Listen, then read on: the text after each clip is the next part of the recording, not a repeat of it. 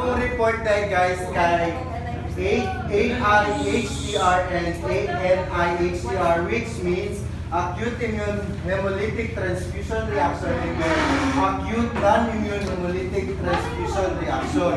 But before that, let us discuss what are transfusion reactions. So transfusion reactions is the adverse effect of transfusion. It's either during the process or after the process. So there are different classifications of your transfusion reactions. We have your immune and non-immune. We have your bacterial and non-bacterial according to the book, or it can be found on your page 368 kay Herminie. So acute pa before 24 hours after the transfusion, then na type which is termed as delayed na mahitabo siya after 24 hours after the transfusion process. So let's proceed. Transfusion reactions, acute immune hemolytic transfusion reaction and acute non-immune hemolytic transfusion reaction.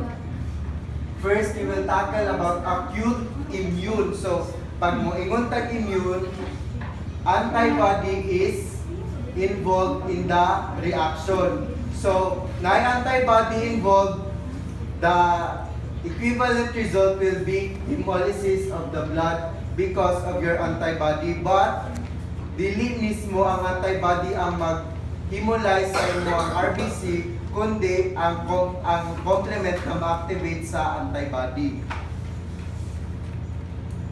So, your acute immune hemolytic transfusion reaction pathophysiology is that preformed IgM or IgG antibodies in the recipient recognize the corresponding donor red cell antigen, immune complexes are formed. The complement cascade is activated, vasoactive amines and inflammatory mediators such as your cytokines are released into the plasma and the coagulation cascade is activated. So, diba, we all know that if incompact ang atong patient, ang blood na transfuse na to, a transfusion reaction will occur. So, ang first mahitabo is hemolysis. Ngano na hemolysis? So, immune man siya. Again, as I've said earlier, immune antibody is involved. So, antibody, ang antibody mag-sensitize sa RBC, tapos pag na-sensitize to, siyempre, ang antibody na to kay complement activator man or complement mediators man sila. So, ang complement kay muduol sa membrane sa imong RBC, then mao na to C3b, C3 convertase, kato, so on so forth, ma-activate, then maguba ang membrane sa RBC, of course, maguba sa magawa sa hemoglobin, hemolysis. Then, vasoactive amines, according sa akong na-research gabi, vasoactive amines are your heparin and anticoagulant sa blood and vasoactive. So, ma-dilate imong vessels mo to, magawas-gawas po ang blood sa vessel mo na another signs or symptoms sa imong hemolytic transfusion reaction is magkaroon ka ng rashes or fatigue. Then, inflammatory mediators, so mag-inflame ka mo na to ganina, are released into the plasma and the coagulation cascade is activated. Of course, mag-coagulate ka kay vasoactive amines imong blood vessel, mag-release of collagen, manawag na sa platelets, then mag-coagulate na dito tanan-tanan, then some of your RBCs na mag-agi dito kay mag-gisi-gisi na sa hemolysis na po. So, most potent blood group na magka-cause sa acute immune hemolytic transfusion reaction is your ABO blood group, ABO. So, the signs causes kay improper patient identification at the time of sample collection or transfusion. So, mo na to. Pag mali ang ID, sige, bright naman mo, kasabot naman. Most severe reactions are associated with ABO incompatibility.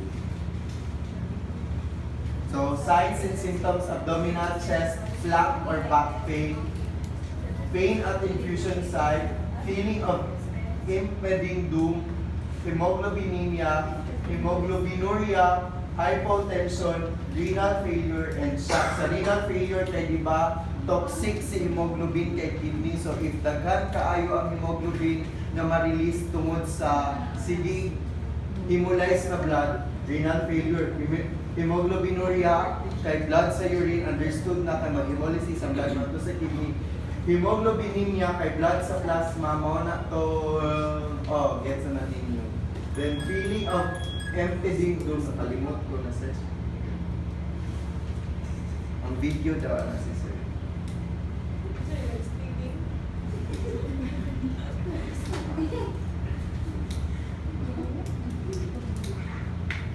Basta yan na sa pain at infusion site of course kay di ba ang i-transfuse sa imo kay dili compatible sa imuha tapos foreign na siya sa imuha. So ang imong pain receptors, ang cytokines di ba ganina ma-release. So ang cytokines di ba kay naay cytokine na makakos sa pain sa tuwa.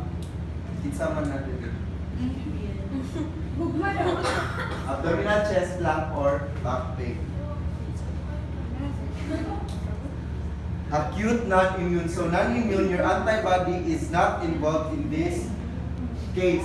Can be caused by chemical damage or mechanical damage such as improper shipping or storage, temperatures, incomplete deglycerolization, needles used for transfusion with an inappropriately small bore size, rapid pressure infuser or roller pumps, improper use of blood warmers, concurrent infusion of unapproved fluids via the transfusion line, and bacterial contamination.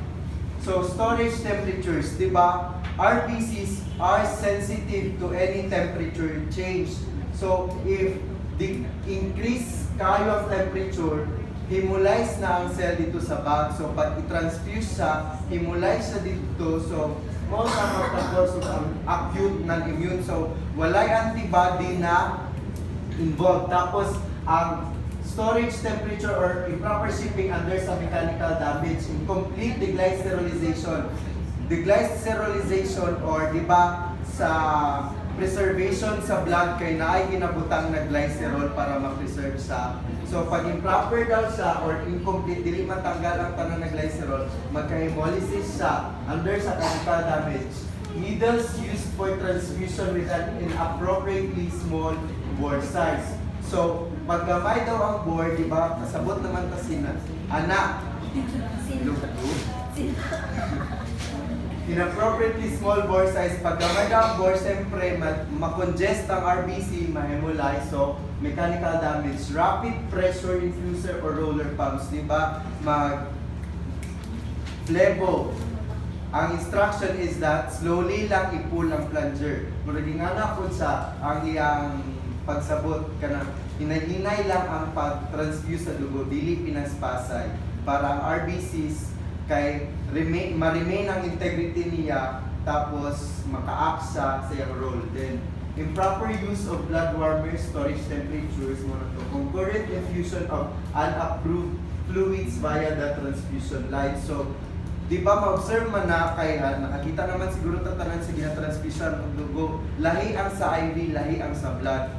Tapos makakita mo ng sa IV na gina-injekan sa penicillin or something na tambal. So bawal daw mag-infuse of other substances or drugs sa line sa blood. Kaya maapektuhan siya. Tapos if mag-remain daw atong mga ang blood na i-inject dito sa line sa imong blood, posible na dili lang katong naapektuhan na apil kay basig may residue daw na mabilin sa needle, tanan daw na blood na imong i-transfuse kay ma-hemolyze. Then and bacterial contamination. Bacterial contamination kay involved na dira katong endotoxin sa imong bacteria na makakos pud sa or katong cigatoxins na makakos pud og hemolysis sa blood. So signs and symptoms, ang ihalang dun kay asymptomatic hemoglobinuria. So wala ko sa antibody involved, okay ang blood type, wala sa antigen against the donor cell kay compatible. Ang problem lang dyan is that ang process sa pag-transfuse, ang process mismo sa pag-transfuse sa blood kay wala tong mali. So asymptomatic ang hemoglobinuria, so wala sa ma-feel na kasakit kay dili man ma-activate antibody, dili ma-activate ang complement, and so on so forth. Laboratory findings for both acute immune and acute non-immune hemolytic transfusion reaction is that post-reaction blood sample appears hemolyzed upon inspection. The technologies should request a second sample for verification. So, if nag-manifest na tong symptoms ganina, ang buhaton daw kay inform the nurse. After ang nurse kay inform ang doktor na ana siya sa libro. Pag-inform sa nurse sa attending physician, mag-start na ang counter-checking. So, ang buhaton nato as a medtech, wala na ako gi-appeal itong buhaton sa nurse o doktor na kay nasa dira sa libro. Ang important lang kay sa, as a medtech. So, medtech first will draw a blood century. If hemolyzed ganyang plasma, magkuha sa another sample for verification. So, if the next sample is still hemolyzed, ang buhaton daw kay mag-troubleshoot, tanawon daw sa gibuhat, sa cross-matching and so on and so forth kung saang clerical error na nahitabo. Then, negative dot does not exclude immune hemolysis. So, pag mag-negative daw siya, ang pinapasabot na dot ani is after the hemolysis or transfusion reaction na mag-dot siya after sa hemolytic transfusion reaction na occurrence. So, pag mag-negative daw to, kay delete daw pasabot na tama ang ang imong nabutang na blood, but kailangan pa dyan mo sa verification. So, na daw sa ay mag-negative, but most of the time, kanang powerful.